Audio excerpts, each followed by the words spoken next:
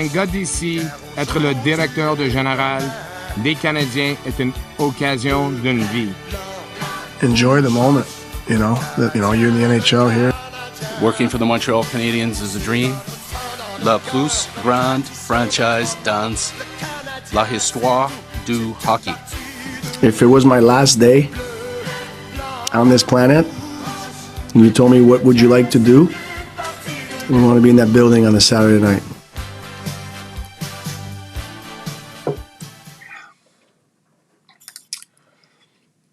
Me too, Marty. Me too. Moi aussi. Welcome, everybody. Welcome to HABS Therapy Day. My name is Devin. This is your weekly interactive bilingual hockey show focused on your Montreal Canadiens. The show is designed to give you objective, informed, and reasoned takes about the NHL and our favorite team. You won't find clickbait or hot takes here. And if you're looking for delusional cheerleading and sensational rumors, you're in the wrong place. Bienvenue à votre émission de hockey hebdomadaire, interactive et bilingue axée sur les Canadiens de Montréal. Notre émission est conçue pour vous donner des points de vue objectifs, informés et raisonnés sur la LNH et nos glorieux. Vous ne trouverez pas des pièges de clics ou de hot take ici. Et si vous recherchez la claque ou des rumeurs sensationnel, vous n'êtes pas au bon endroit.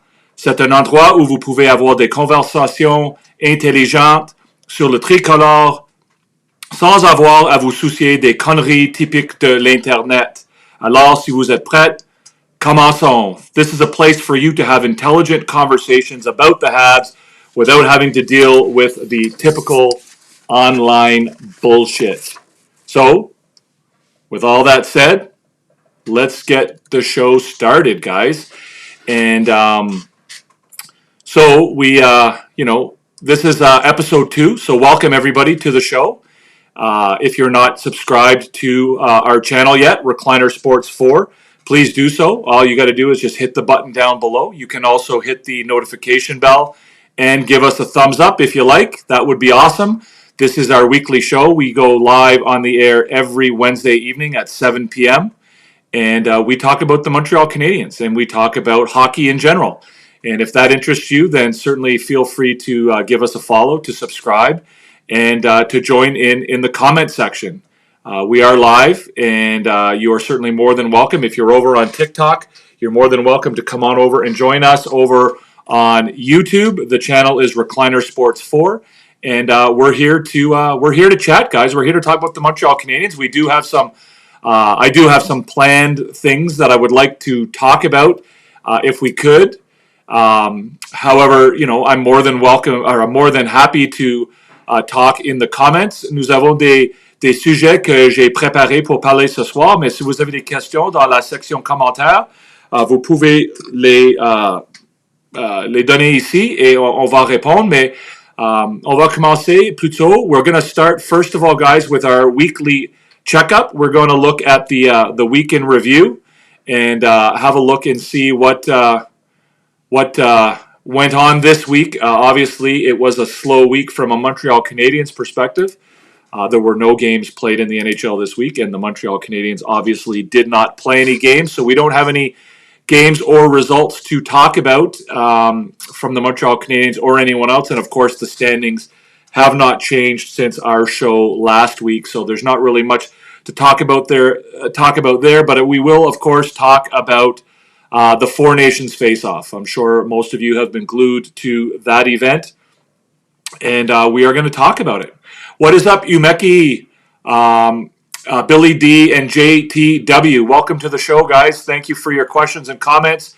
We will get there in one moment. I'm going to talk briefly about the Four Nations face-off. We had 3 games played this week in the Four Nations face-off by Team Canada. The first was Canada versus Sweden. And so in that game, we had a 4-3 victory for Canada in overtime. The goals were scored in that game by Nathan McKinnon, Brad Marchand, and Mark Stone, as well as the overtime winner, of course, was scored by Toronto Maple Leafs' Mitch Marner. My take on that game was that the game was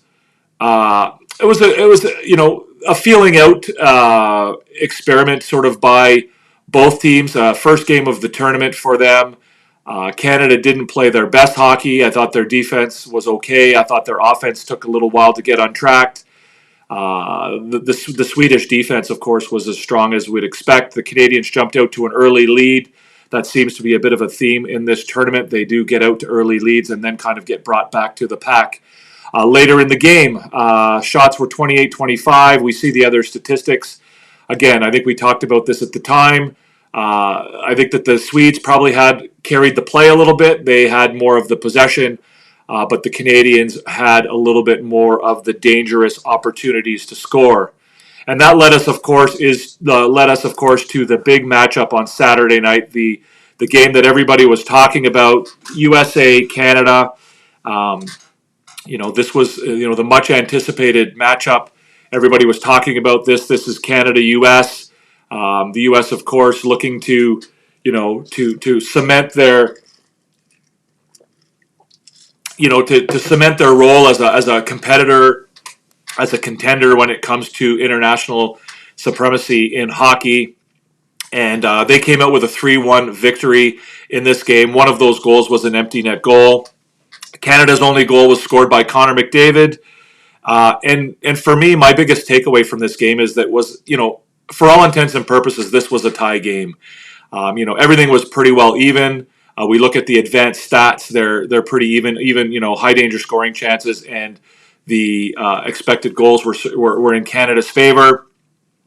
But for me, this was a pretty evenly matched game. I think it could have gone either way. Like I said, it was basically a 2-1 game.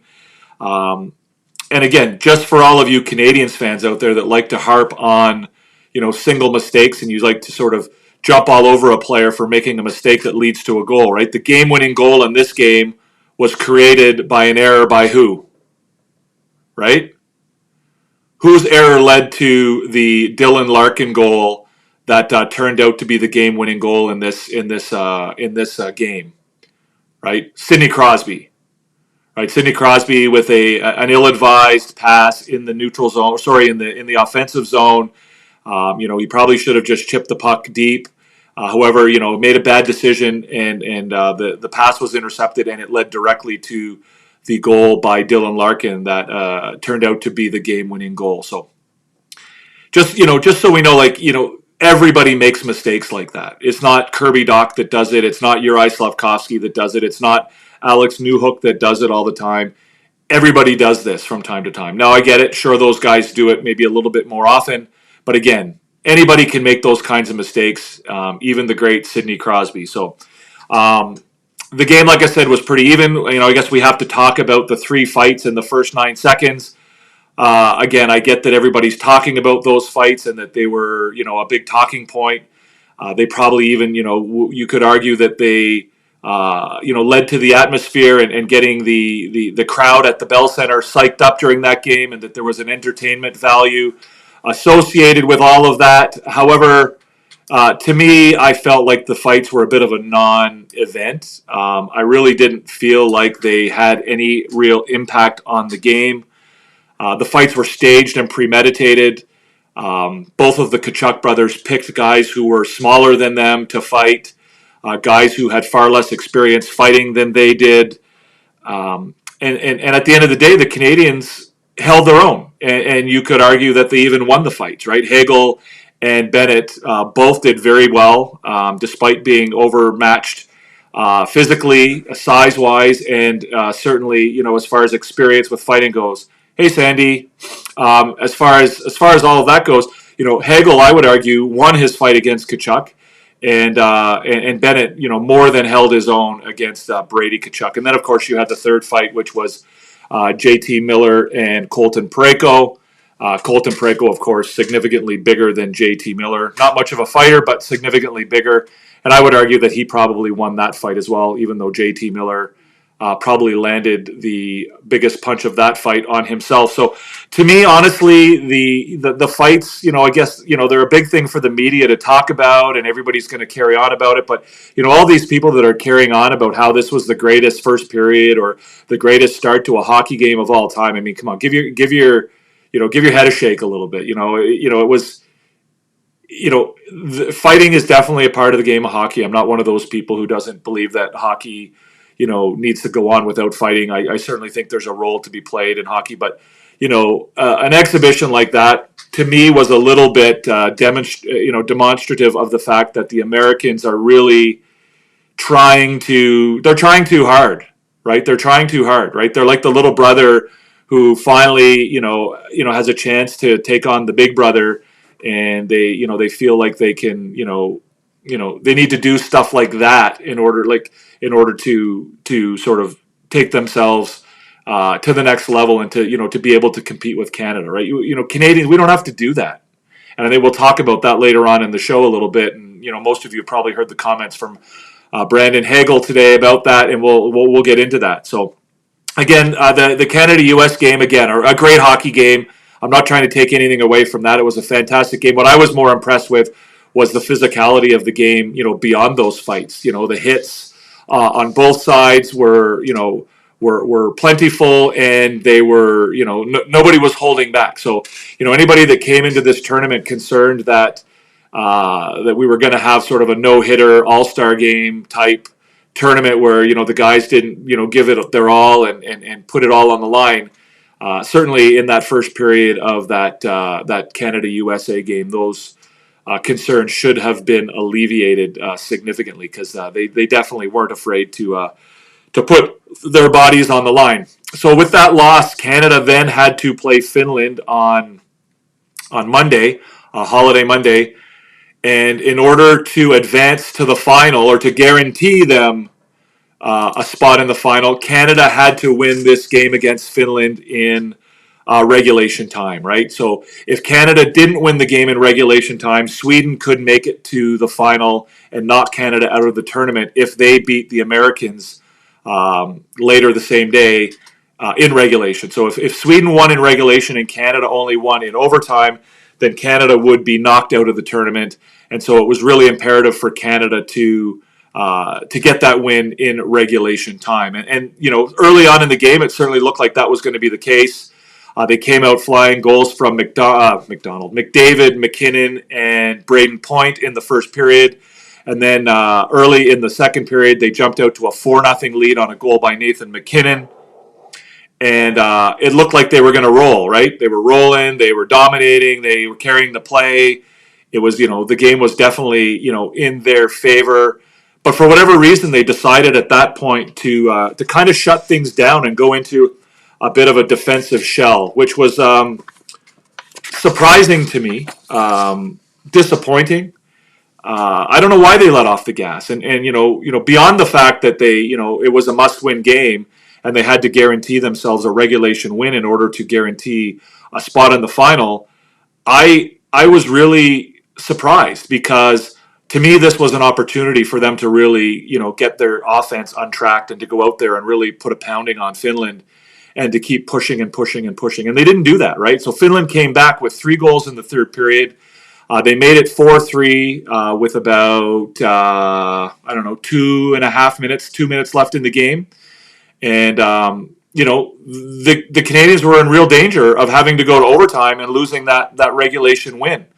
And potentially having to sit there and watch their TVs to hope that Sweden wasn't able to pull off a victory against the U.S., which, inevitably or ultimately they ended up doing, right?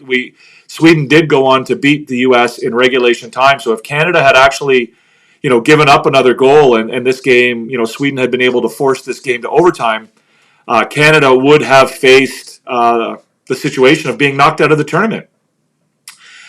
Fortunately, Sidney Crosby didn't let that happen on a really nice play. He basically went and stole a puck and took a hit at center ice and turned around and fired the puck from the red line into the empty net to make the score 5-3. And everyone took a big sigh of relief, and Canada was able to move on. But again, to me, Canada really needed to pour that on that entire game, right? This was an opportunity for them to take some momentum into the final. It was their opportunity to get, like I said, to get their offense on track, to get some of their players that had maybe been struggling offensively a little bit, get them rolling a little bit going into the final. Your Mitch Marners, your Brad Marchands, your Sam Bennett's, your Travis Konechny's, those guys, right? If you come at, if they had managed to sort of pour it on with the Finns and score 6, 7, 8 goals, going into the final, you're not sort of questioning the offense. Can they do this? Can they, get their offense? Because can they get their offense in a short tournament like this?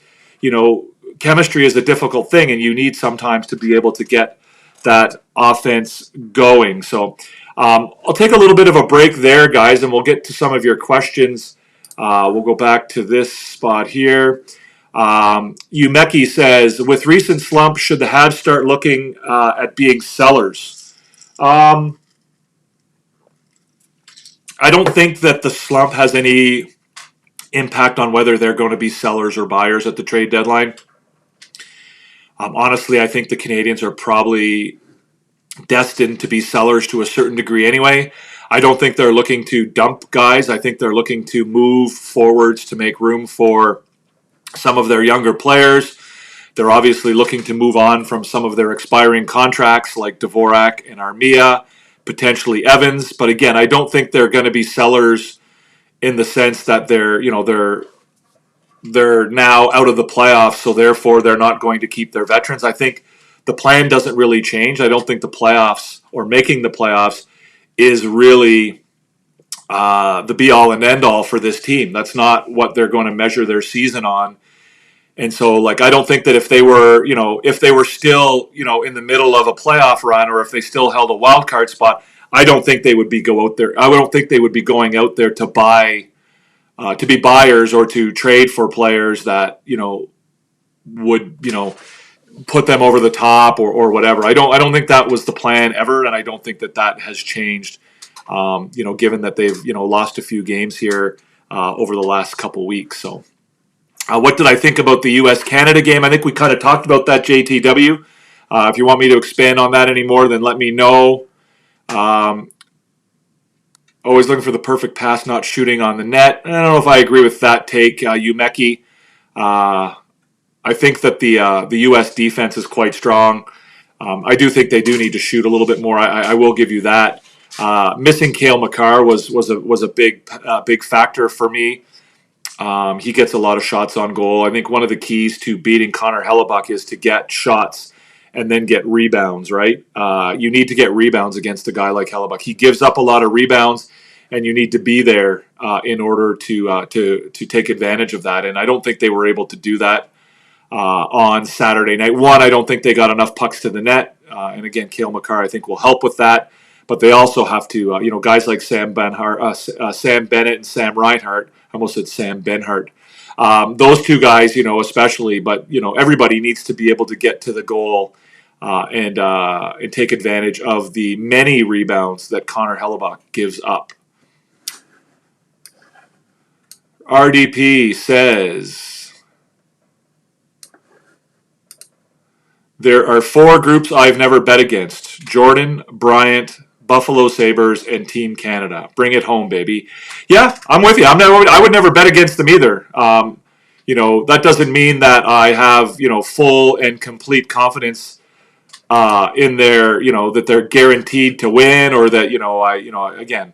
But again, I would never bet against them either. I also would never bet against Michael Jordan. I might bet against Kobe Bryant, and I probably would bet from time to time against the Buffalo Sabres, but I don't have the same love for the Buffalo Sabres that you do, RDP. That's for sure. So, but no, I take your point. I certainly wouldn't be betting against Canada, and again, it's not an indication that I don't think they're capable of losing. It's more of a situation where, they typically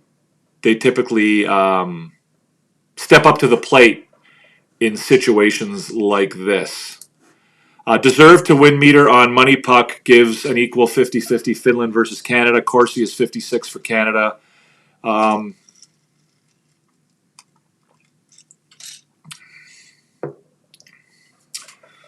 56 plus 44 is 100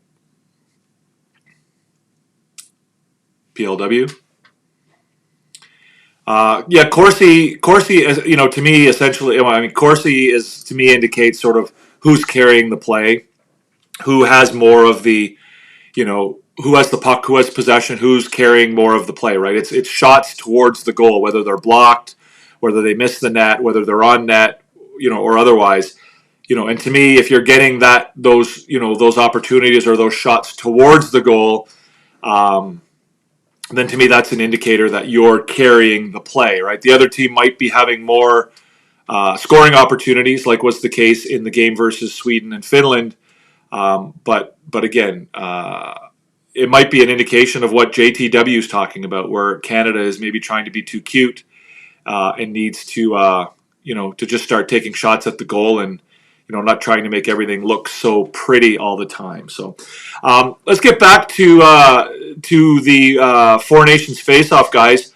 What about the performance of the Montreal Canadiens, right? So there were 3 Montreal Canadiens in this tournament.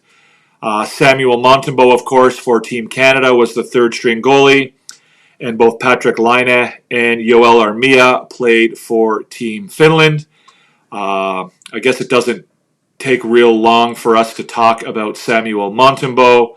Of course, like I said, he was the third-string goalie. He did not play, did not dress, or has not dressed as of yet for any of the games. He's not expected to play or dress tomorrow in the final against the U.S., so there's really not much to say about his performance, so I guess I'll just leave that there.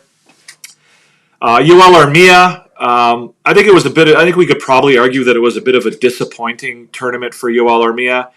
He played 2 of 3 games for Finland. He sat out the second game between Finland and Sweden in the first game against the U.S., a game that Finland lost 6-1.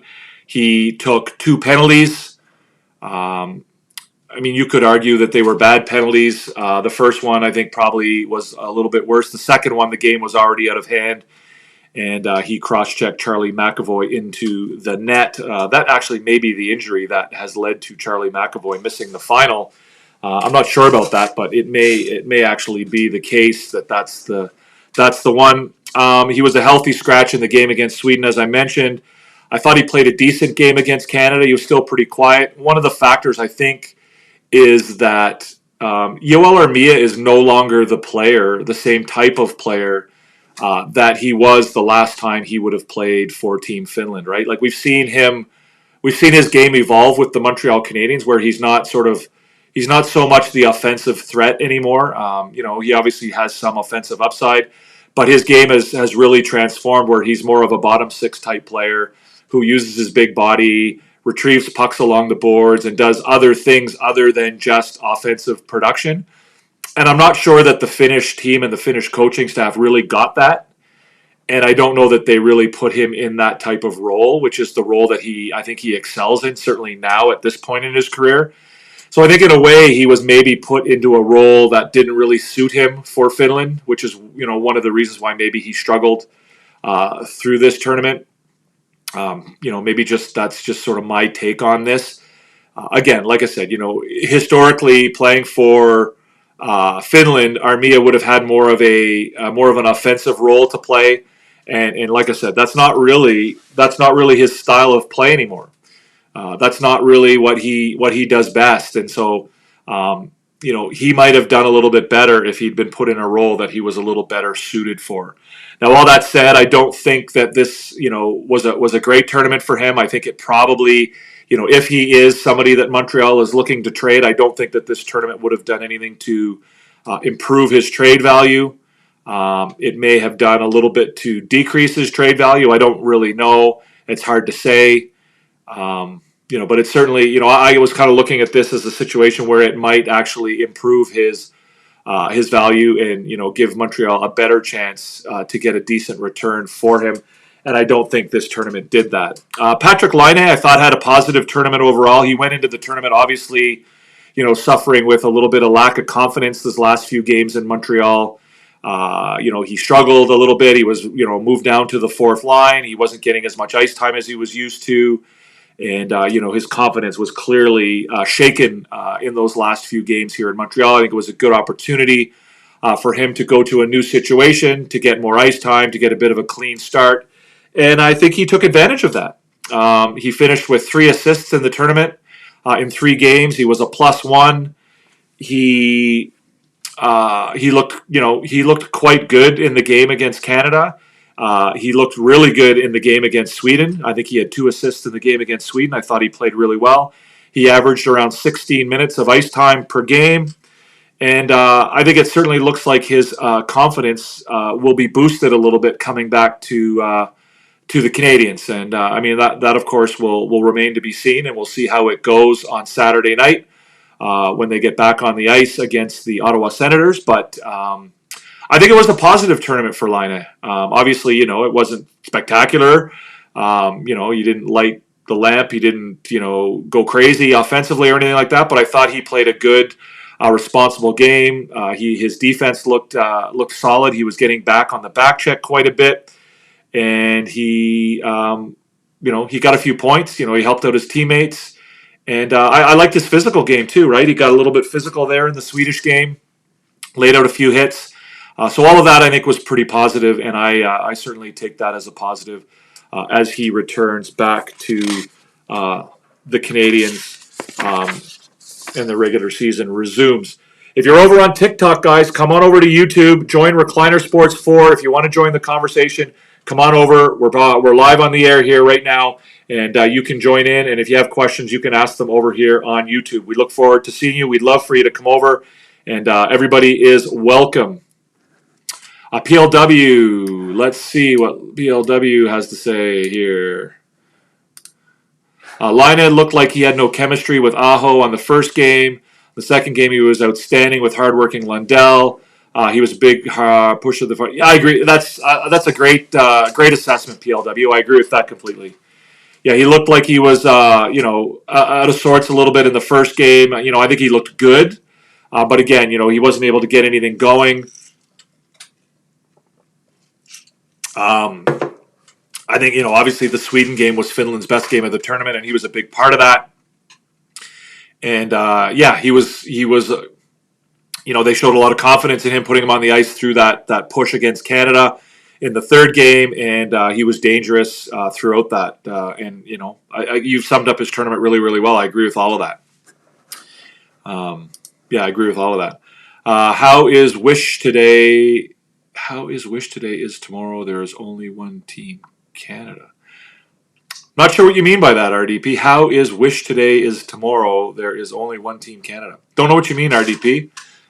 Laine had 5 to 6 minute shift on the third period versus Canada. Yeah, I think a lot of guys did, right? There were a lot of guys that were out there on the ice for that push at the end of the game, trying to get that tying goal against Canada. Armia tried to do too much in his first game. He was man the third game, probably not his play. Well, again, I think I went through that, PLW. I think for him it was a situation where I don't think he was put in the role that he excels at. Certainly not the role that he's now become accustomed to, and I think he probably struggled as a result of all of that. Do I think Canada wins tomorrow? I have no idea, Claudio. I think they'll probably have a really good chance to win. I think it'll be a good game. I think that both teams, will bring their A game. I think, I don't think that there's any concern anymore that this is not a real tournament and that the players are not bringing everything that they have. And it'll be a really fun one to watch, I'd say. And I think you're new, Claudio, so welcome here. I've never seen you here before. Thank you for coming. Thank you for being here. Thank you for your question. Keep them coming. And if you are inclined, hit the subscribe button down low. We do this show every Wednesday at 7 p.m. Eastern, 8 p.m. Atlantic, my time. So great question. Thank you. Owen Gale, what's up? I know this is old already, but thoughts on Thomas Harley being called up for the game on Thursday night, and will he help this defense against the high-powered U.S. team? I don't know that he will be playing in the final, Owen. I don't know that he'll be playing in the final. I thought he had a fantastic game on Thursday, and I was surprised that was it Thursday that he played? No, he played on Saturday. He played on Saturday, I believe, against the U.S. He played in the game against the U.S., not the one against... he didn't play on Thursday. He played on Saturday. I thought he had a fantastic game against the Americans. I was surprised that they didn't play him on Monday. I thought they might keep him in the lineup, even with Cale Makar returning. I thought he might get the start over Sanheim. And I thought he had a great game. And I don't know what the plans are for tomorrow night's game, whether he'll play in that game or not. I would expect that he probably won't. And again, the rules seem to be all over the place a little bit with this one, so I'm not sure what that's all about with the rules. At first, he wasn't able to play, and then he was able to play, and now we're dealing with this stuff with Quinn Hughes and whether he's going to be able to play for the Americans, and all of that stuff. So I would make the final 2 out of 3, says PLW. Not a bad idea, PLW, but I think unfortunately, they're kind of constrained by time limits, right? Same reason why there's only 4 players in the 4 teams in the tournament. You don't have enough time to have a full tournament like that in just the 10 days. And so I think it would be a good idea to do a 2 out of 3 as well. But again, you're limited with what you're able to do. Harley is not allowed to play. I believe that is correct now. But again, the rules have kind of changed back and forth. So again, it's hard to say. Initially Quinn Hughes wasn't allowed to play. Now it looks like he might play. And then it looked like he wasn't going to play. And now it looks like he might play. So again, the rules seem to be a little bit fluid here. So again, I don't know what the final result will be. I don't expect that he will play either way. So that's that. Current symptoms, guys. Current symptoms. So current symptoms is our sort of current events kind of component of the show. So current symptoms today, we're also going to talk about the Four Nations face-off, and we'll also talk about the Montreal Canadiens return to the ice. We had the Canadiens return to practice, but of course the big news, of course, is the Canada versus USA final tomorrow night. The game is tomorrow. This is the game that everybody was looking for. This was the finale that everybody thought would happen. I think Finland, I guess, put a little bit of scare in everybody on Monday by threatening to tie things up with Team Canada. But Canada will have to play the Americans in Boston, hostile territory. I think it's going to be sort of a similar situation to what the Americans faced at the Bell Center, right? I think you're probably going to hear people booing the anthem, right? I think you're going to see a lot of Americans booing the Canadian anthem. And I think it'll be, I think it'll be retaliation for the Montreal fans booing the American anthem twice when the Americans played there. And, frankly, it doesn't really bother me personally to boo the anthem.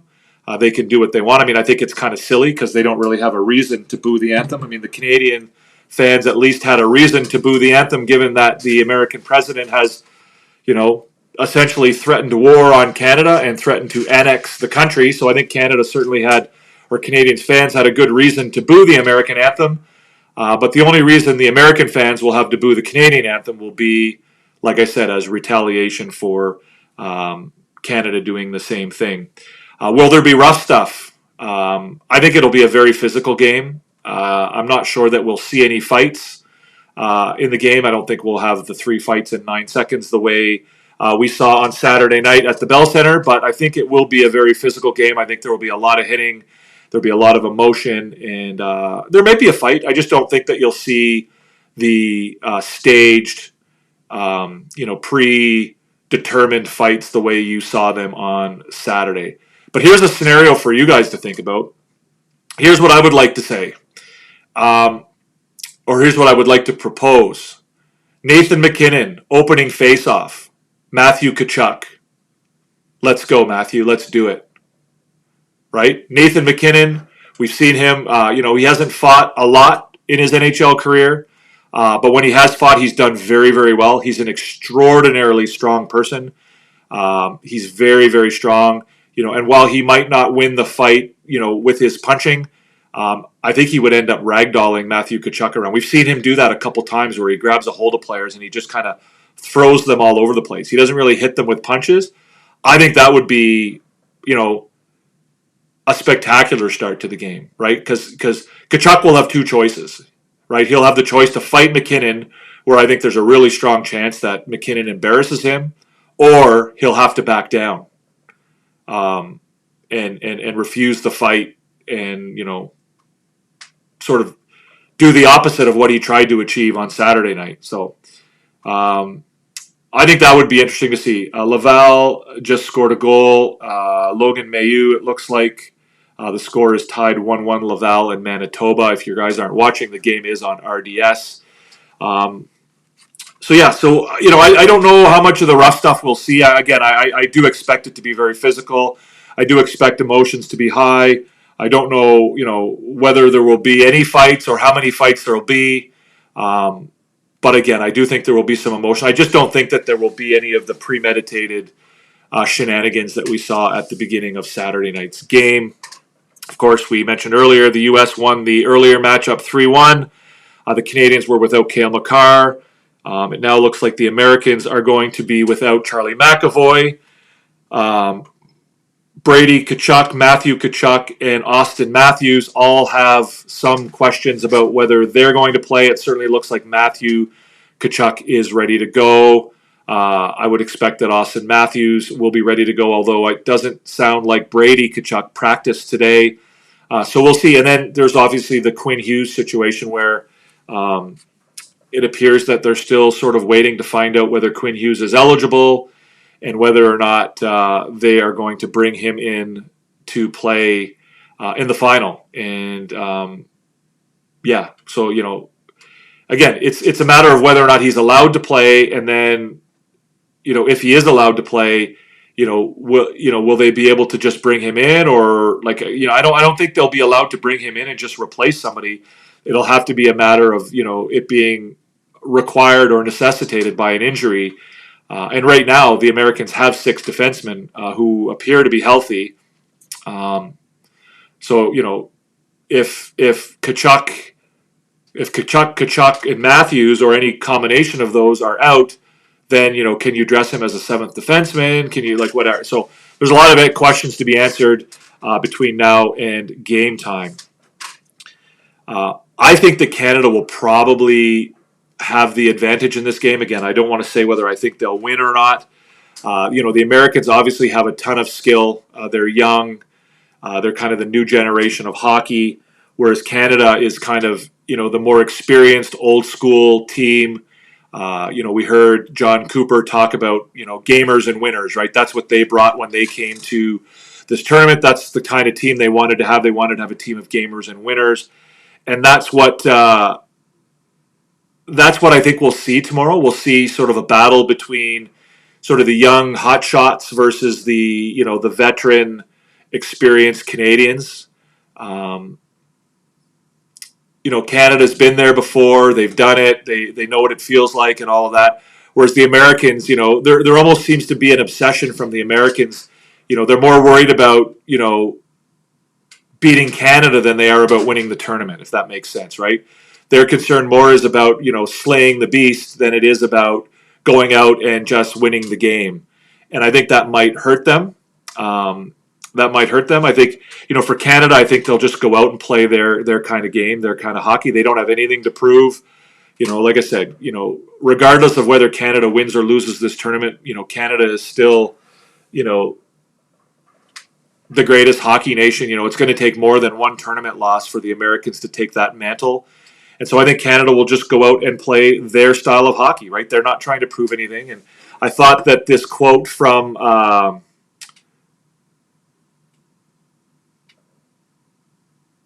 Brandon Hagel was pretty good, right? And it kind of demonstrates the attitude that I think Canada will go into this game with, right?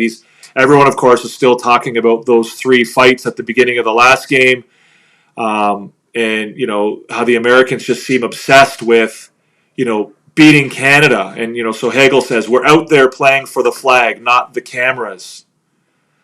That's a part of Canada that we have in there.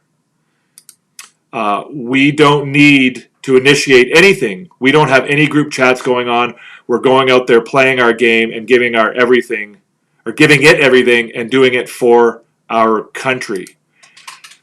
Right? So that's kind of the difference between, Canada and the U.S. going into this final, in my opinion, is that, the Americans are kind of, try hard a little bit, right? They've got great players, and I think they, on paper, I think they match up quite well with Canada. But at the same time, Canada's just out there to play hockey, and the Americans seem obsessed with, trying to do more than that. They're it's like I said earlier, it's like the little brother that, wants to beat up the big brother, and finally thinks that they're close to being able to do that. But again, for Canada, it's not about going out and trying to put on a show for the cameras. It's about going out and winning hockey games. And I think at the end of the day, that will probably do Canada quite well. So, Claudio again, do I think the Habs trade any veterans at the deadline? Yeah, I think it's possible, Claudio. I think it's possible that they trade some guys at the deadline. I think that they've got some expiring contracts. They've got some guys in the minors and prospects coming up that they need to make room for. And so I think we'll see. I think we will see. At least one of those veterans get moved, potentially more. Charles, hi Devin, greetings from Glasgow, or regards from Glasgow. Do you think next year's Winter Olympics Canada will have a significantly different team? In my opinion, Canada needs more grit up front and a better number one goalie.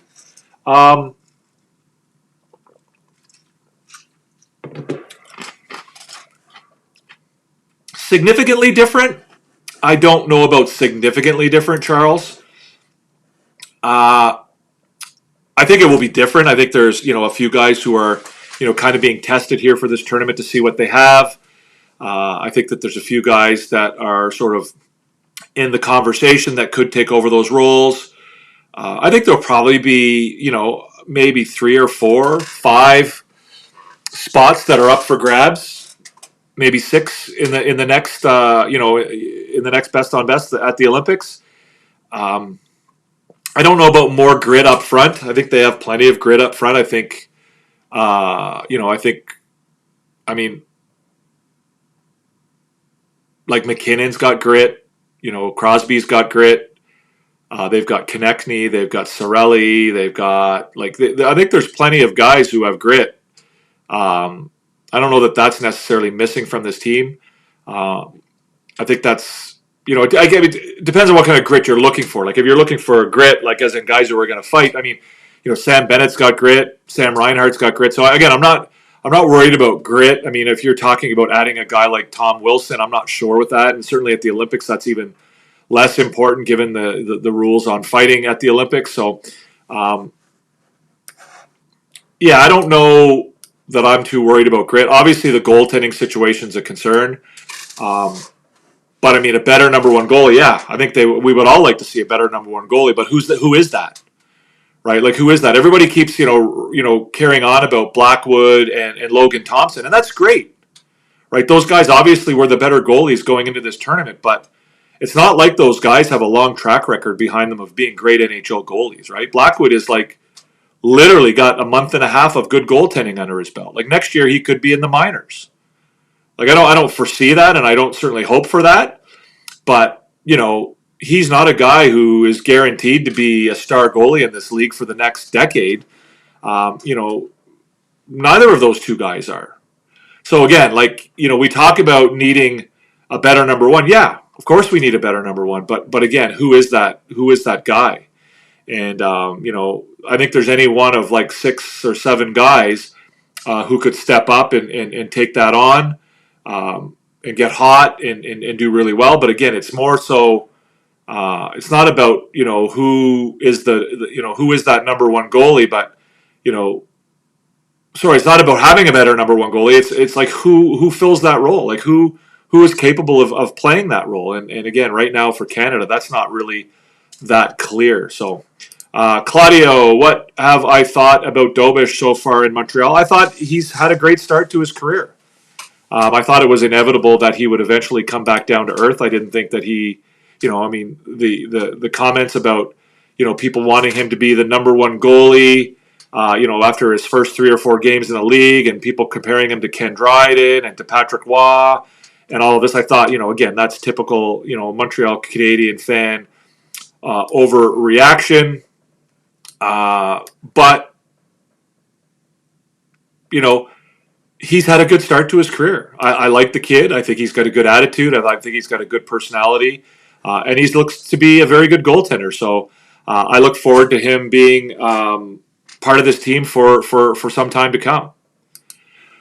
PLW, I don't want McKinnon to fight. If Tkachuk wants to fight, get him Parayko. Well, again, I think that... so again, the idea here is to put somebody out there who will be able to beat and take on a Matthew Tkachuk, but also like not just the guy who is going to be 6 inches taller than him and beat the shit out of him, right? Like that's the whole point of this, is that if you're trying to set a tone, sending out a guy who's 6 inches taller than he is and weighs 30 pounds more than him to fight him isn't the way to do it. The way to do it is to send out a guy like Nathan McKinnon, who you're either going to have two choices. You're either going to have to fight him and risk getting beat up, or you're going to have to risk looking like a puss and turn it down, right?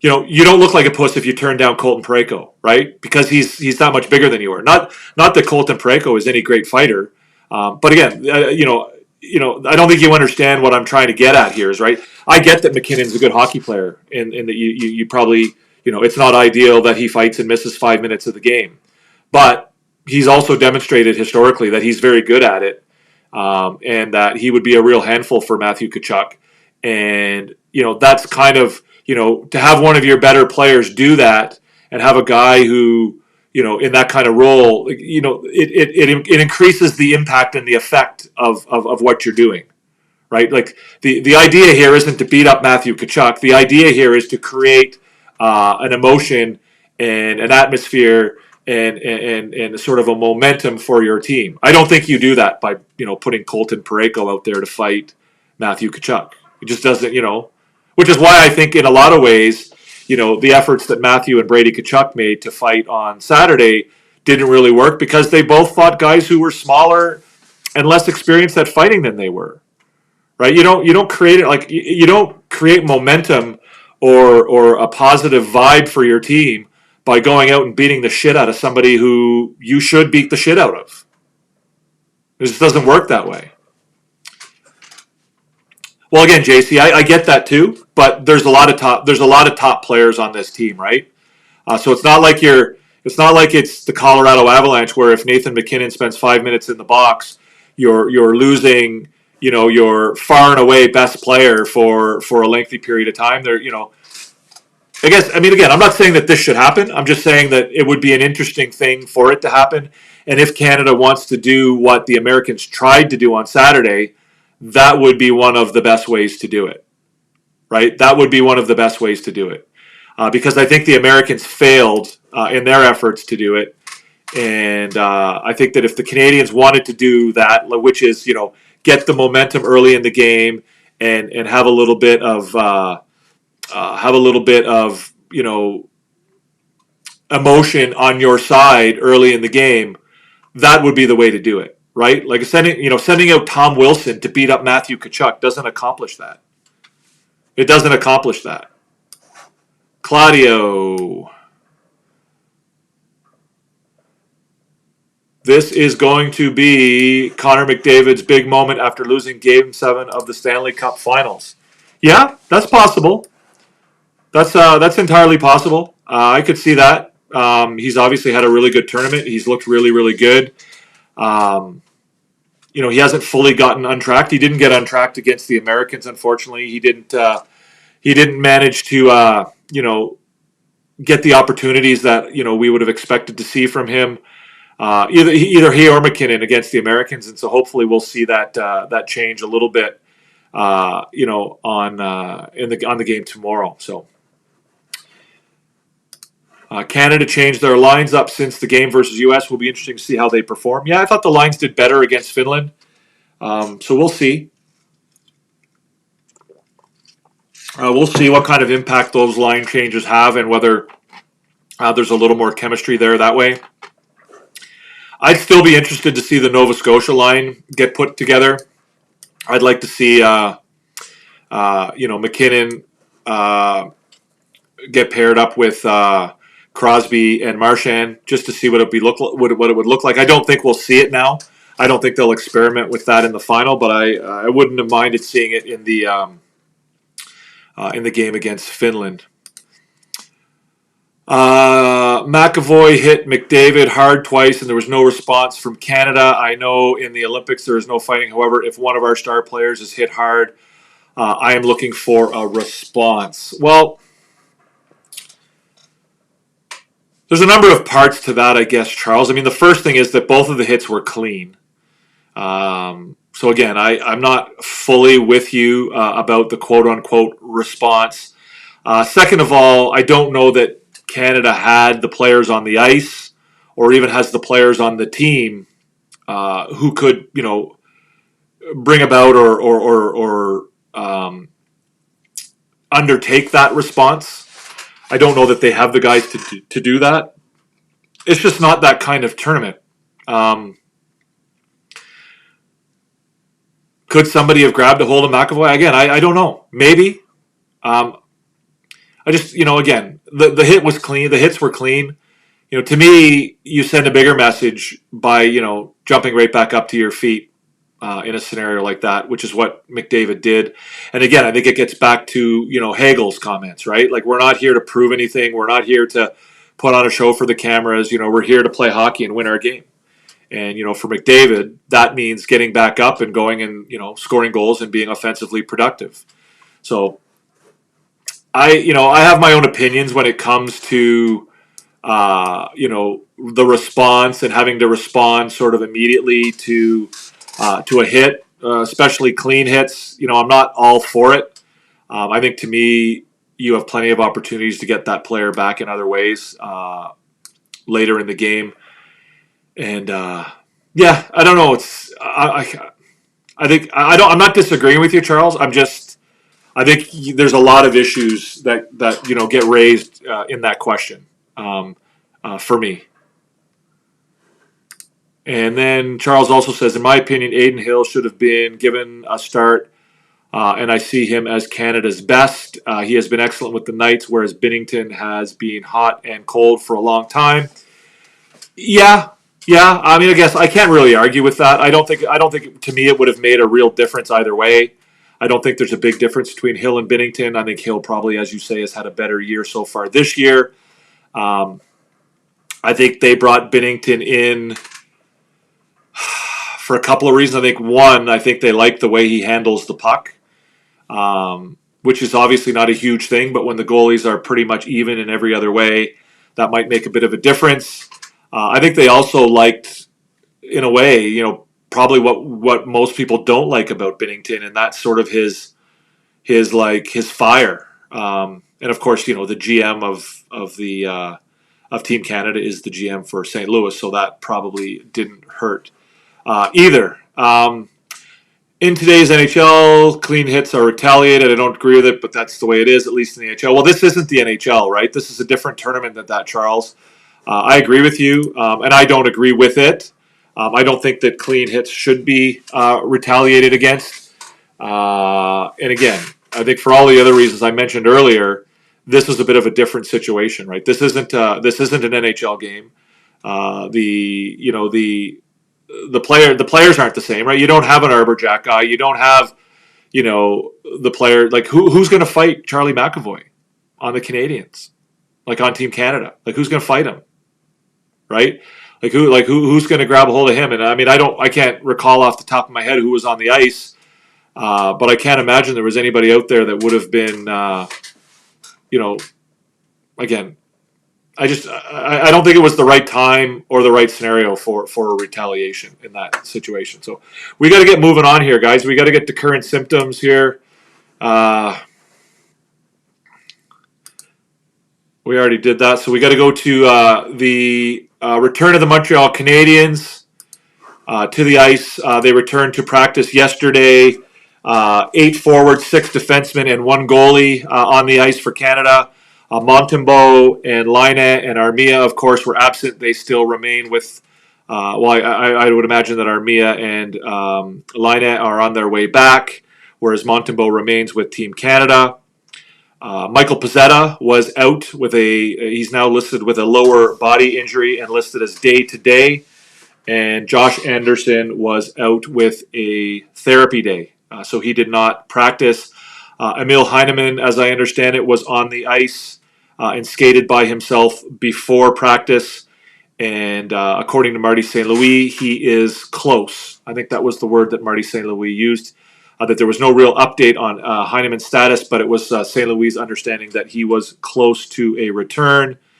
Caden Gooley, of course, remains out of the lineup, although I did notice there really hadn't been any update on his status with respect to his injury. As you recall, he lacerated his quadricep in a bit of a freak accident with his own skate a few weeks ago. Had surgery to repair that and is still out of the lineup. And until recently, he was listed as out indefinitely, although I did see, and again, I'm not putting any real stock in this because I don't think it's accurate, but if you go to Puckpedia has him listed as an expected return of March 1st. So again, I don't know that that's actually the case, and it's not something that's been spoken about anywhere I've seen from the Montreal Canadiens, and I certainly wouldn't expect Gooley to be back by March the 1st. But again, it is an indication that maybe things are moving a little bit. And again, I'm not sure why no reporter has asked that question to either management or the coaching staff, and I haven't seen that yet. But again, I would expect that Gooley will still be out for quite some time. There was no real roster movement during the Four Nations break, despite all of the hoopla and ballyhoo and whatever you want to call it that was made about Jake Evans' comments after the last game, right? Everyone was making a big deal out of the fact that he referred to his time or may have referred to his time in the past tense, his time with the Montreal Canadiens, and everybody was sort of speculating that it was an indication that he was going to be moved and that he had played his last game for the Montreal Canadiens. Well, he was back at practice today, or yesterday and today, and he doesn't appear to be going anywhere, at least for now. Again, I'm not saying that he's not going to be traded. It just, it didn't happen over the trade deadline, over the holiday break, the way that a lot of people were speculating that it might. Owen Beck and Logan Mailloux were both sent back to Laval, and they are actually playing for Laval tonight. Doesn't look like they will be coming back to the Canadiens for the game on Saturday, and I would expect that they probably will stay down in Laval for the better part of the rest of the season. The Canadiens do return on Saturday against the Ottawa Senators in Ottawa, and that is they actually have 3 games next week. The game in Ottawa, and then 2 games at home against Carolina on Tuesday and San Jose on Thursday. So let's get to some more comments here, guys. Thank you, Charles. I appreciate it. You make good points as well. Thank you for your questions. PLW, what's PLW got here? PLW hopes that Pezzetta did not step on a jellyfish during his vacation. That would definitely be a lower body injury. It definitely would be a lower body injury, that's for sure. PLW also says that he does not think that Gooley will come back this season. I really hesitate to speculate about players and their injuries, PLW. I don't think that's a fair thing to do. We have no idea. We have no idea about his injury. We have no idea about the healing time. I've not seen anything official from the team or from the player or from anywhere else. And so I really, I don't like to speculate about, players' health and players, we can speculate about a lot of things. I don't like to speculate generally, but I certainly don't like to speculate about things like that. I don't think it's fair. And I don't think we should, again, these are important aspects of their life, and I don't think it's fair for us.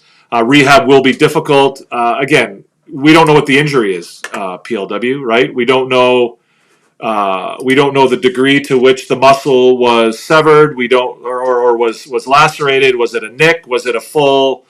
We have no idea, right? And again, I get it. If the worst happened, then it could be a long recovery, and there could be a lot of rehab, and there could be all kinds of stuff. But again, we don't know the degree to which it was cut. We know that it required surgery, so we can assume that it was fairly serious. But again, I don't think it's really in anybody's interest for us to get into any type of speculation about him being out for whatever amount of time. The team will let us know when they want us to know, and we will we can go from there. And certainly, I prefer to provide concrete information as opposed to sort of speculation. I really don't know. I'm not a doctor, and I don't have any information beyond that. So let's move on to treatment, guys. So treatment is the next aspect of our show. And as we mentioned last time, treatment, guys, is where we talk about the rebuild. My favorite topic, and perhaps one of the most misunderstood topics when it comes to Montreal and Montreal Canadiens fans, right? There's a lot of misunderstanding about the rebuild. And in the last show, we sort of introduced the rebuild and what, the rebuild means. And, we talked about the plan and sticking to the plan, and how the rebuild is organization wide, and that you need to have the entire organization pulling in the same direction, and different things like that. And what I want to talk about today, the aspect of the rebuild that I'd like to talk about today is team culture, identity, and philosophies, right? And so oftentimes when we talk about rebuilds, there's a negative connotation to a rebuild, right? There's so much that's viewed badly about a rebuild. Most teams don't want to do a rebuild because it implies that your team isn't going to be very good for a certain period of time, and so there's a real negative connotation to rebuilding. But on the other hand, there's a lot of positive to rebuilding as well, right? There's a lot of opportunities that a team is provided, or the opportunities that come with rebuilding, and that can be anything from you get a chance to refresh your roster, you get to bring in new players, you get to do all kinds of new things and whatever. But to me, one of the biggest things you can do in a rebuild, and one of the biggest opportunities that an organization has in a rebuild, is to reestablish or to change the direction or the culture of the team in the organization, right? So you have an opportunity when you're rebuilding to change the way your organization has been for a long time, and I think this is something that Montreal is really trying to do, and something that they're on their way to doing. Right? Montreal was a very conservative, traditional, old school organization for a really, really long time, right? There was an organization that relied on its history, relied on its reputation, and sort of didn't put up with failure or whatever, and so there was a lot of knee-jerk reaction to poor performances. There was a lot of decision making that was made based on emotion and not a clear, direct plan. There was a lot of sort of ad hoc decision making that was going on, where the team would react to a short sample size and make changes without really having any long-term plan to work towards. And so I think this rebuild has given Montreal an opportunity to change its identity, to change the philosophies behind the organization from top to bottom. Whether it's with the team itself, whether it's with the team on the ice, whether it's the team off the ice, whether it's with the coaching staff, with the way the team is coached, with the way the scouting staff, how they scout players, who they look for, what qualities they look for, management, all of these things. It's an opportunity to change all of these things.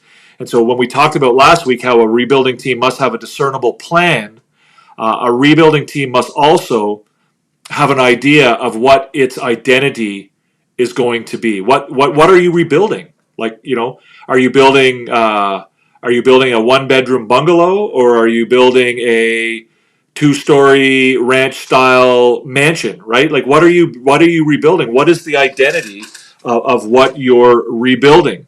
If you're over on TikTok, guys, come on over to YouTube. If you want to join the conversation, join us over here. The channel is Recliner Sports 4. If you come over here, you can get into the comment section and you can ask all the questions you want. Everybody's invited. You're more than welcome. And we'd love to see every one of you come on over here. So the identity is a reflection of the team's values and philosophies. And again, much like the plan, right? With a plan, we talked about a team has to have a plan, but the key is sticking to the plan. And much like your identity, you need to stick to that identity, right? Your actions should reflect your desire to have a certain identity, right? Your culture, your values, your principles, your philosophies should reflect the identity that you are trying to you're trying to have for your team, that you're trying to reflect. So what is the Canadiens' identity? What is the identity that the Canadiens are trying to build? What's the culture? What's the what is it that they're trying to build? And so, to me, there's sort of two ways of looking at this. There's on the ice and there's off the ice. We can obviously look at the rest of the organization, but tonight I just want to focus on the ice and off the ice. So I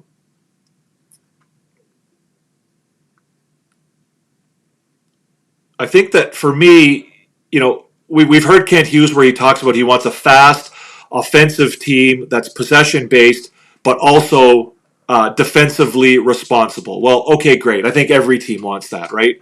Every team wants a team that's, every organization wants a team that's fast. They want a team that's offensive and a team that's also Arbor Jack guys fighting right now, guys. They also want a team that's, going to be defensively responsible and possess the puck a lot. I mean, that's obvious. But, beyond that, what specifically do you want the identity to be in? Kent Hughes has talked also about building your team around the players and not the other way around, right? So you go out and you draft and you scout the best players out there, and then you build a team around that, right? You don't decide, well, this is the kind of team we want to have, and now we're going to go look for players that fit within that mold, right? So the Canadiens went out and they've drafted, Demidov, Hudson, Hage, Reinbacher, Mayu, all of these guys that they've Gooley, all of these guys that they've drafted, Jack-Eye. Now they build, these are the building blocks, and now they see what kind of house they can build with those building blocks. I think if you listen to Marty St. Louis talk on a regular basis, you know that one of their philosophies and their identity is that there's a focus on team structure, right? Yes, they want players who are individually skilled, but at the end of the day, everybody has to fit within the collective. Everybody has to play, everyone has to pull in the same direction, right? And so Marty St. Louis talks about that all the time. The new defensive structure, the new defensive systems. It's great that you are a goal scorer who goes out there and, has all the talent in the world, but can you play within the system? And that's where, Patrick Laine may be suffering a little bit right now, right? He's obviously shown that he has the offensive talent individually, but how does he fit within the team's plan? The other thing is, I think there's a real priority being given to, players, drafting players and bringing in players with a high hockey sense, a high hockey IQ, right? And I think they're giving a priority to hockey sense over other measurables, right? They're giving a priority to hockey IQ. They're bringing it. They want players with a high hockey IQ, and they're willing to prioritize that over things like skating, shooting, all these other things, And again, that's not to say that the other things aren't important, but they're really, really focusing on, vision and hockey IQ and those types of things with the players that they're bringing into the organization. So that's kind of, the way they're looking at it. I think they probably view that they can develop a player with a high hockey IQ more easily than they can develop a player who, maybe a great skater, but maybe doesn't see the ice that well or doesn't make good decisions, right? So I think there's been a real priority on that. And I think, off the ice, there's been a real priority on drafting players with character, and good personalities, right? So, we see when they drafted Ivan Demidov. I think that Ivan Demidov, drafting him, character played a big role, right? They didn't draft Michkov, but they did draft Demidov. And so, we see from Kent Hughes, shortly after they did select Demidov, son caractère est exceptionnel. C'est l'une des meilleures entrevues que j'ai vues d'un joueur dans mon temps. His character is exceptional. He had one of the best draft interviews I've ever seen. Right? So that's, Kent Hughes talking about Ivan Demidov, and, one of the reasons why the Canadiens chose to draft him, right? It was, obviously his talent was obvious, and we talked about, hockey sense and hockey IQ. Obviously has that off the charts. But again, they weren't prepared to take him unless they were also convinced that he had the right character to bring into their family, into their group, into their mix. And so for him, that was really, really important. So, we see the same thing when they talked about David Reinbacher, right? They drafted David Reinbacher. He's really humble. He often spoke about earning opportunities. So he fits in well with us, right? He fits in well with us. They're looking for guys with character and humility. He doesn't expect anything to be handed to him. He wants to earn his ice time. The first thing David told us at the table was, I'm excited to get to work and help win a Stanley Cup. Il est vraiment humble. Il parlait souvent de gagner ses opportunités, dont il s'intègre bien avec nous. Right? He fits in good with us. Il s'intègre bien avec nous. Il ne le fait pas attendez-vous. Il ne le fait pas attendez-vous à ce que on lui remette quelque chose. Il veut gagner son temps de glace. La première chose que David nous a dite à la table était « Je suis impatient de me mettre au travail et d'aider à gagner une Coupe Stanley. So there is Kent Hughes talking about David Reinbacher. Again, similar situation. Obviously, they were obviously impressed with his skill level, but there were a lot of character issues off the ice that impressed them with both Reinbacher and Demidov, and sort of put them over the top as far as the Canadiens choosing them in the draft.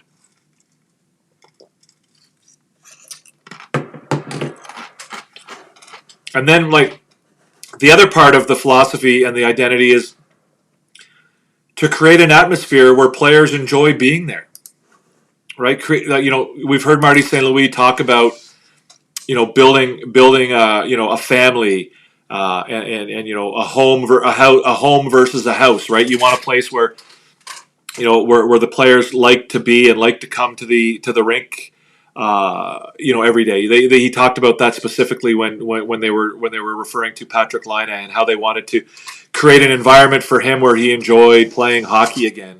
And so, we've seen that from Marty St. Louis.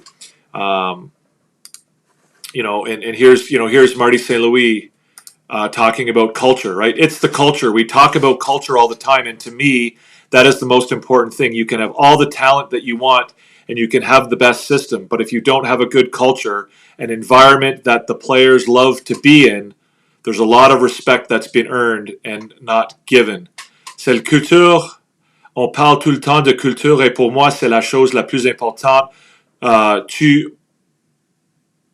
translation's not very good. Vous pouvez avoir tous les talents que vous voulez et vous pouvez avoir le meilleur système, mais si vous n'avez pas une bonne culture, un environnement dans lequel les joueurs aiment être, il y a beaucoup de respect qui a été gagné et non accordé. So, again, culture, right? Having an environment where you have people who are good people and enjoy being around each other. And that's kind of, to me, off the ice, that's certainly the identity that this team is building. And it's about building, having a group of people that get along with each other, that will stand up for each other, and will they'll win together, right? People that get along with each other win together. It's it's very different than the philosophy and the approach that the Canadiens had to their organization in the past, right? Before it was always, oh, it's a privilege to play for Montreal, and you should just be happy to be here, right? You should be happy to be here. You should be happy to put that uniform on and treat it as a privilege. And it is a privilege. Don't get me wrong. It's a privilege to wear any uniform in the NHL. But again, the new attitude is that, we want to make this a place where the players are happy to be, as opposed to, the players should be happy to be here just because we're the Montreal Canadiens.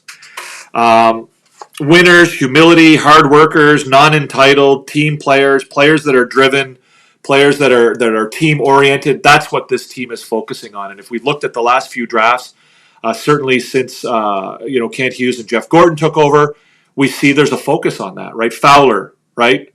Fowler's the same way. You can go and watch the videos of the behind the scenes at the draft and see the interviews, and you can see, the attitudes. They want these guys that are humble but cocky, if that makes sense, right? Like, a guy like, Reinbacher, when he says, I want to get to work so that I can help win a Stanley Cup. Well, that's cocky, right? To think that you're going to win a Stanley Cup, but it's also humble in the sense that you want to get to work and you want to help do that, right? It's not I'm impatient or I can't wait to win a Stanley Cup, right? It's not about you, it's about the team, and you're looking forward to being a part of the team and helping the team achieve a goal that the team is looking to achieve. So that's today's treatment. That's today's Rebuild 101. And the last part of the show, we'll get there in a second here, but we'll get to some more questions. If you're watching, guys, and you're not yet subscribed, hit the subscribe button. If you haven't hit the thumbs up yet, please do so. We are trying to grow the channel. The more, the merrier. It's been great here so far tonight. I know I'm doing a lot of the talking, but I certainly welcome any of your comments. If you're over on TikTok, come on over to YouTube. The channel is right here, Recliner Sports 4. You can join the conversation over here. Get in the comment section and join in. It would be really great if you would join us. We welcome everybody, and we hope you can come on over. Born to be a Hab. Welcome, Born to be a Hab. I think you are new here as well. If Gouli was wearing Kevlar material, could his injury have been prevented? I'm not sure. I'm not sure, Born to be a Hab. I know that the socks nowadays are cut resistant. I don't know whether he was cut through his sock, or oftentimes there can be a bit of a gap between your pants and your sock as well. I don't know how the injury occurred. I really don't. I know, like I said, I'm aware that socks nowadays are cut resistant. But whether or not that was the case here, or whether that would have made a difference, I really don't know. But again, I think that all of the socks in the NHL are made with a cut-resistant material right now. Where is Arbor Jacki fighting? Arbor Jacki is not fighting. His brother Florian Jacki is fighting. Had a fight earlier, and Florian Jacki plays for the Laval Rocket. What is Luke Tuch's injury? I believe it's a lower body injury, but I can certainly confirm for you if you give me one moment. Luke Tuch's injury.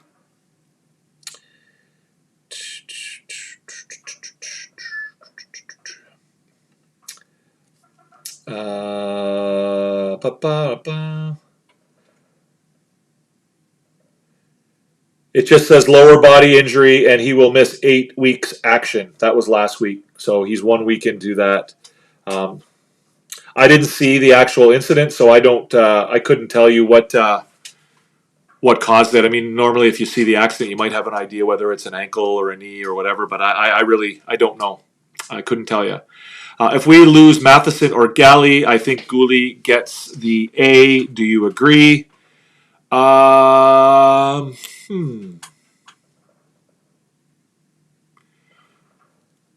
Yeah. I mean, Evans could be in that conversation, perhaps, if he sticks around. I don't think Matheson or Galley are going anywhere in the short term. It looks like Logan Mailloux just scored another goal.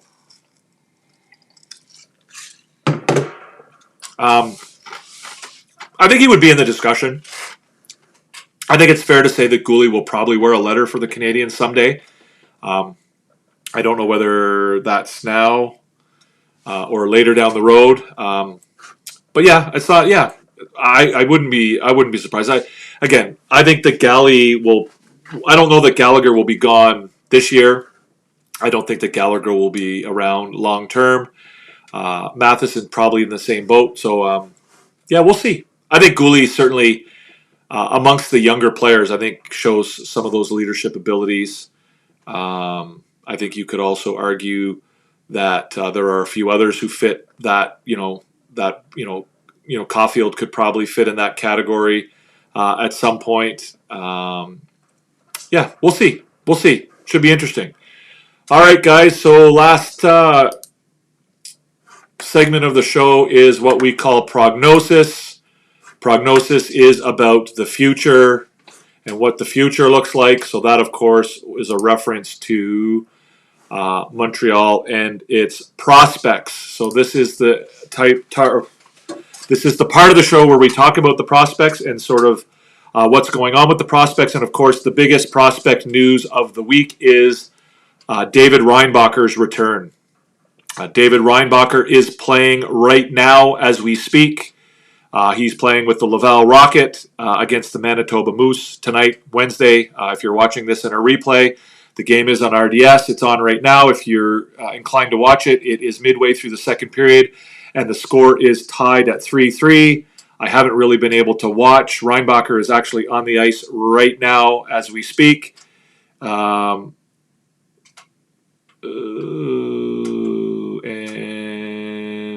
that's not a goal. They almost scored, but there's no goal. Reinbacher is on the ice with William Trudeau. It looks like he's paired with William Trudeau.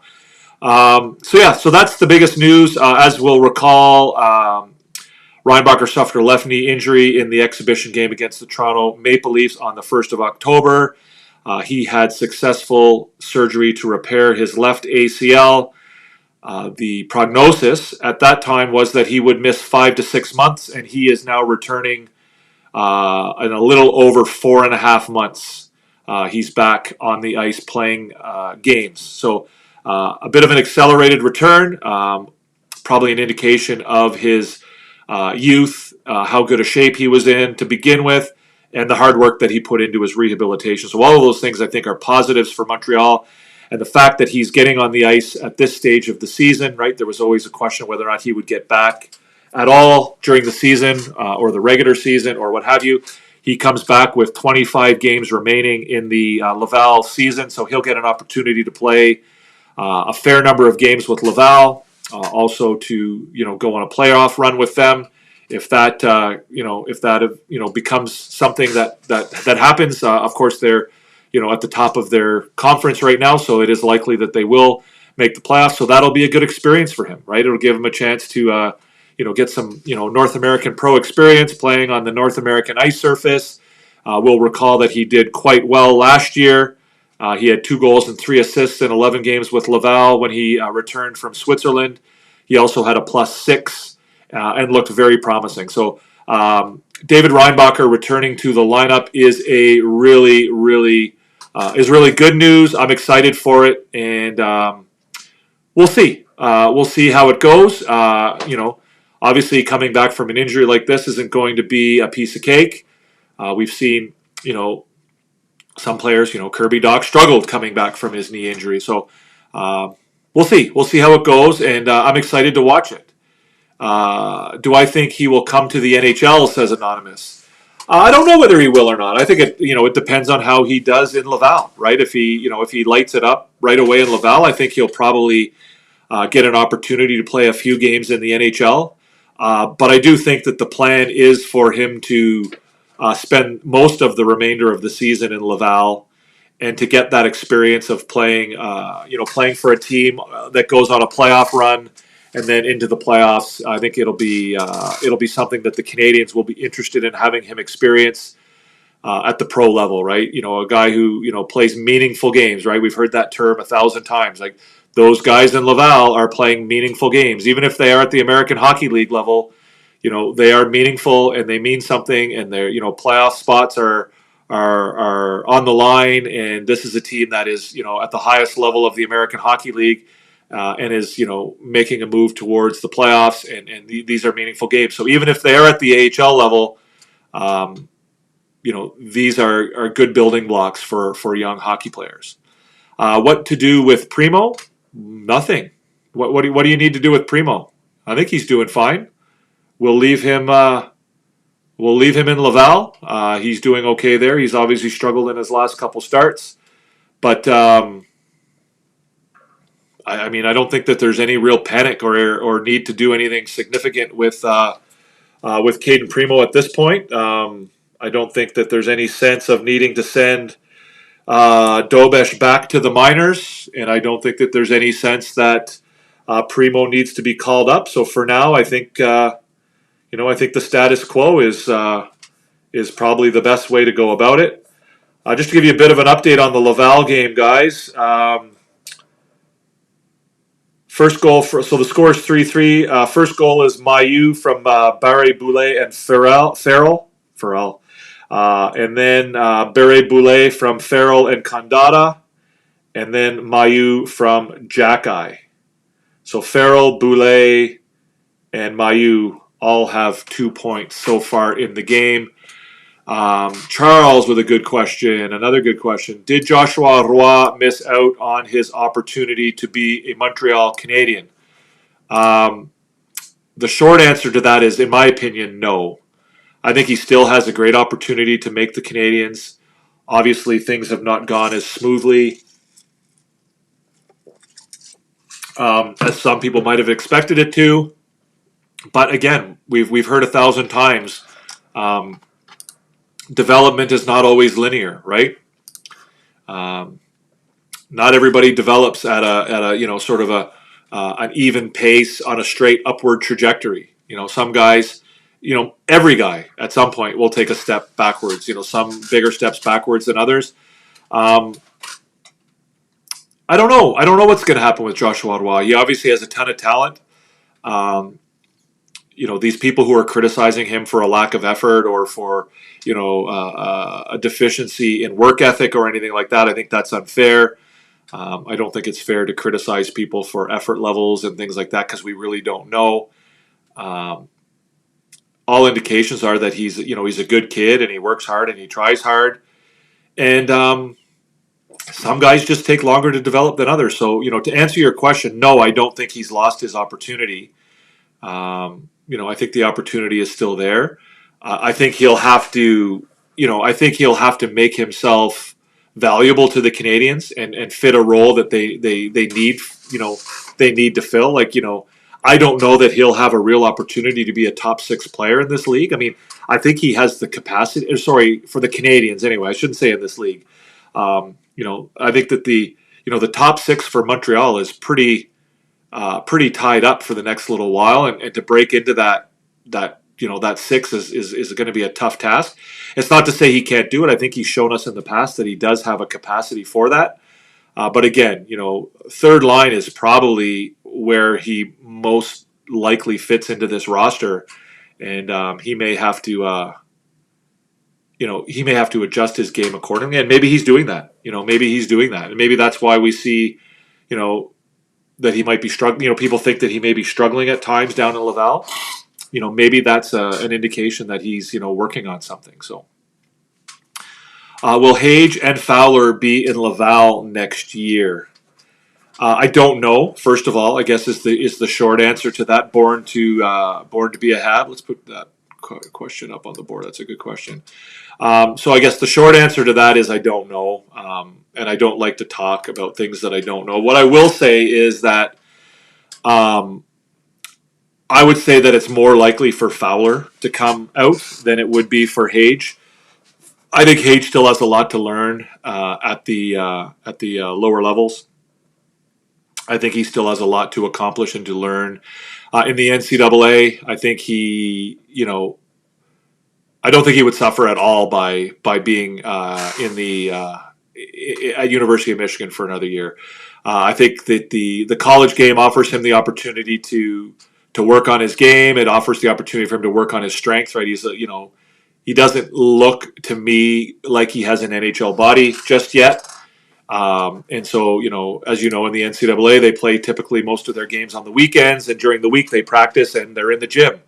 And so for a kid like Michael Hage, I would want him to focus on that. That's what Fowler did last year, right? Fowler, lost a ton of weight, became a lot more fit, and took care of his body a lot better, and put himself in a position where, he made himself a better goalie than he had been before. I think that Fowler is more likely to come out this year. 2 years of being the dominant goalie in the NCAA, he doesn't have a ton to accomplish anymore. I think that if Boston College wins the national championship, I'd say that likelihood is almost a certainty that he'll come out. Would it do him any negative, or would it be a bad situation for him to spend another year in the NCAA? I don't think so. But again, I think it would be a good opportunity for him to come up and get some pro games maybe under his belt at the end of the season, whether that's in Laval or even maybe get a start in Montreal. Just as a reward. I think that would possibly benefit him, and it's be nice for Montreal to get him signed and get him, in the organization sooner rather than later. So again, I don't see Fowler being, someone who's at the NHL level anytime soon. But I do think that, he potentially could come up at the end of this year, sign a contract, and again, it might be difficult to play him in games in Laval too. Like if they're in the middle of a playoff run, and games are important and meaningful. Are you going to want to throw this kid in the net? Out of the blue. Again, I don't know. Maybe they're so far ahead or whatever that they can afford to do that. I don't know. But again, I could see Fowler coming out this year, but I don't imagine that Michael Hage will do that. So final thing, guys, I'll go through here with us on the idea of prospects is we'll talk about some of the top prospects of the week. So that means we'll talk about this guy right here. Maybe you recognize him, Ivan Demidov. 3 assists in 3 games this week. Not a great week for Demidov, honestly. The team struggled a little bit, even though they did win 2 of 3 games. They were on a long road trip to Kazakhstan, and they were all over the place. They had a 4-game road trip. He was a -2 and didn't have his best week, honestly. If I watched most of his games, and to me, it was not his best week, despite the 3 points. He now has 19 goals and 29 assists in 56 games for 48 points, and he's moved into the top 10 scoring in the entire KHL. Despite, as we all know, the first half of the season, he was very limited in his ice time. He has managed to break into the top 10. I believe he is tied for 8th in league scoring right now. So that should be interesting to watch as the season progresses and to see whether or not he can move even higher up in the league scoring. I don't know that he has any chance of winning the scoring title.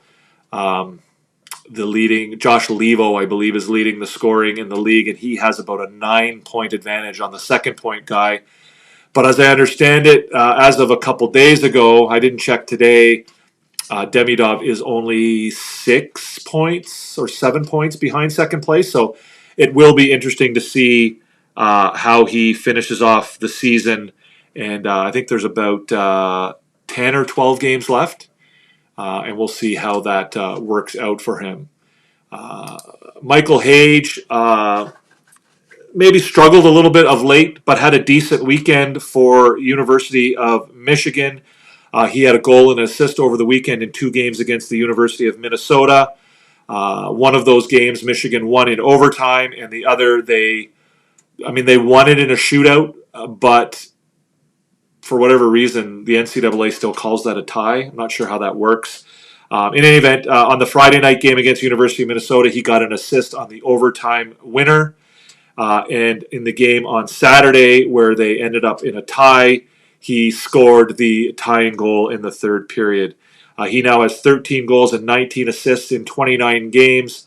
That's 32 points, and that places him 2nd in the entire NCAA in points by a freshman, a first-year player. Next on the list, we just talked about him, is Jacob Fowler. Jacob Fowler, of course, the Boston College Eagles. They split 2 games this weekend with UMass. Fowler stopped 47 of the 50 shots he faced. Do the math, that's a .940 save percentage, I believe. I think. The mathematicians will tell me if I got that right or wrong. His save percentage in the entire season is .936 in 27 games. And again, he is at the top of the NCAA as far as goaltenders are concerned. The last guy I want to talk about, I don't have a graphic for him, is Bogdan Konyushkov. He plays for Torpedo in the KHL, the same league as Ivan Demidov. He's a bit of a forgotten prospect a little bit, and for those of you who haven't been following him, I invite you to do that because he is an interesting guy. Right-handed defenseman, a little bit undersized, but had a spectacular year in the KHL last year and is having a very good year this year. Last week, his team Torpedo had a win and a loss. He registered a goal and 2 assists and was a +1. He is a leader on that team. He was the captain last year, although he's no longer the captain. He is one of the leaders on that team, even at a young age. I believe he's 21 years old. He now has 3 goals and 12 assists in 56 games and is a very solid two-way defenseman who I think could play a role on the Montreal Canadiens someday. So that's everything for the show for tonight, guys. That's all I have prepared. Maybe we can talk a little bit here about your comments. Charles has a comment.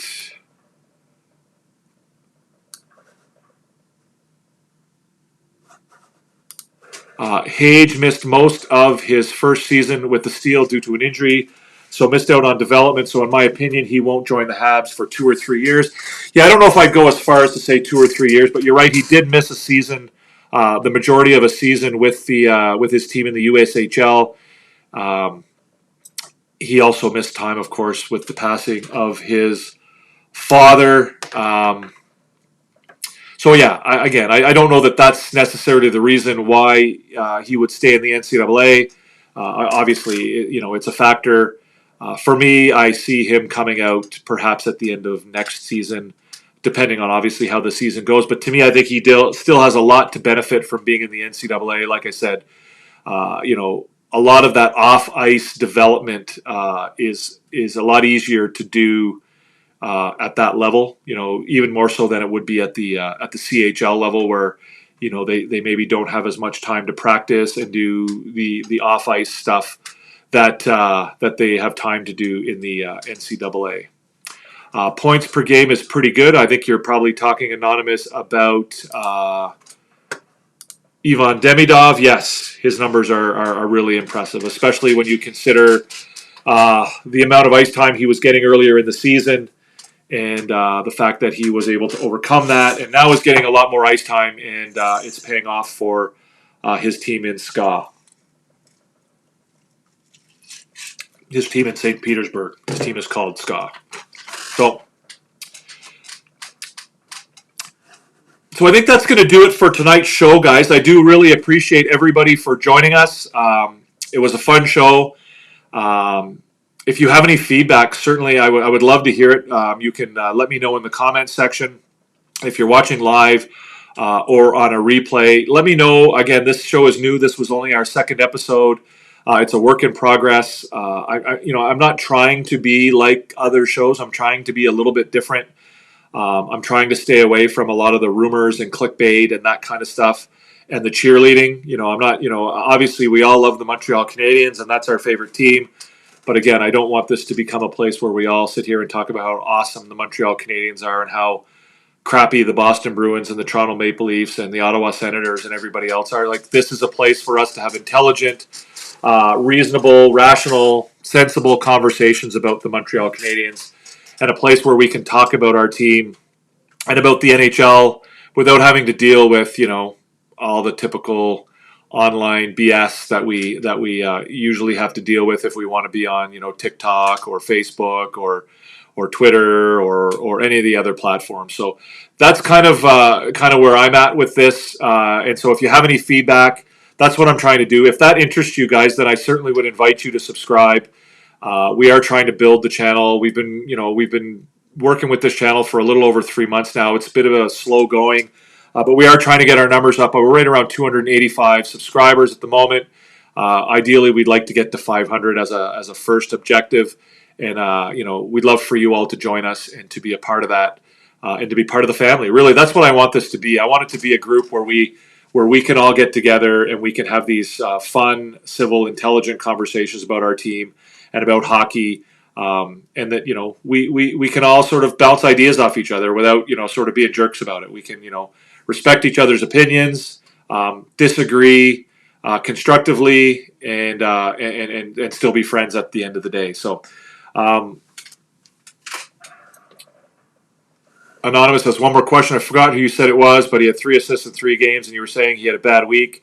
It wasn't a great week for Ivan Demidov. Yeah, again, 3 points in 3 games sounds like it's pretty good, but given his, what we've gotten used to from him, that wasn't ideal. And when I say he didn't have a great week, I meant, his team didn't play that well, and he struggled a little bit on the defensive side of the game and had some issues with his game that hasn't been typical of him throughout the season. So that's it for tonight, guys. I do appreciate all of you guys for coming. I appreciate your comments. I appreciate your questions. As I said, if you have anything further, if you have any feedback about the show, how it could be better, what you like about it, what you don't like about any of that stuff, certainly let us know. I'd love to hear it. I'm trying to make things better here, and I'm trying to make a place that you guys enjoy coming to, so your feedback is really, really important. If you're not subscribed yet, si vous n'avez pas subscription, le bouton est juste ici. We would love for you to be a subscriber. You can hit the notification bell. You can hit the thumbs up. If you like the show, give us a thumbs up, whether you're watching live or in a replay. We certainly welcome the feedback, and we welcome your participation, and we're happy to have you all. And we look forward to doing this more often and keeping this going and growing it and making it a bigger thing as time moves on. So that's it for tonight, guys. Merci beaucoup tout le monde. C'est tout pour ce soir. Thank you for your participation. Thank you for everything. We will see you next Wednesday, same time, 7 p.m. Eastern, 8 p.m. Atlantic. We will, of course, also see you on Saturday night for Habs After Dark. Habs After Dark is our post-game show. We do it after every Canadiens game. We go live on the air approximately 10 minutes after the final buzzer. And so we will see you there. We will also be doing a show tomorrow night after the Team Canada game, which is our special edition Canada After Dark. So again, there's going to be lots of opportunities for us to talk and chat. So we would love for you to join us for all of those shows. Come on, check it out. Like I said, Canada After Dark tomorrow, Habs After Dark on Saturday, and we will be doing our show HABS Therapy Day next Thursday. Thank you so much, guys. I hope you enjoy the rest of your evening. Have a great one, and we will see you next time. Peace out.